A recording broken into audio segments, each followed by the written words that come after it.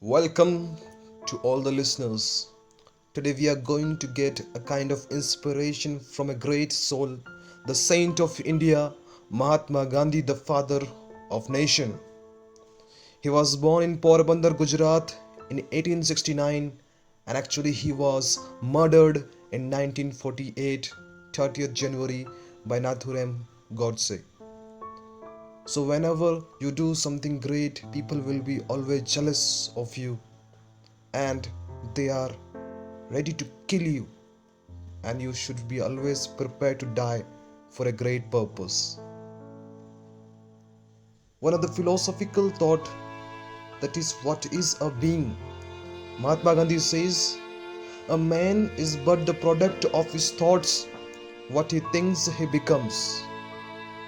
So all of us are rational being and we have the thinking capacity. And if we are not able to become what we think, then actually we are not a real being. We all of us have purpose. Sometimes the purpose will be greater and sometimes it may not be. But what is the real purpose when we want to have? Mahatma Gandhi says, before you do anything, you stop and recall the face of the poorest and most helpless, destitute person you have ever seen and ask yourself, is what I am about to do going to help him? So any purpose that we have set, if it is not helping others, actually it is not a purpose but a selfish motive. From the very childhood we are taught that what is sin. But this great person says, when we earn wealth without work is sin. When we have pleasure without conscience is sin. And science without humanity is sin. Knowledge without character is sin. As we all of us focus to get the certificate from the school and the colleges, but we hardly try to focus on the character certificate. Politics without principle, commerce without morality, worship without sacrifice is actually sin. All of us want to be happy, and if I ask this question, what can make you happy, then you will say so many things. But the real happiness is when what you think, what you say, and what you do are in harmony. And very often it do not go together. Risk. You may never know what result come of your action, but if you do nothing, there will be no result. So always we have to do something. When we do something, then only we can expect some result. Mistakes. Freedom is not worth having if it does not include the freedom to make mistakes. So all of us being human should make mistake, but we should be aware of what mistakes we are making and we should learn from it and we should not repeat it.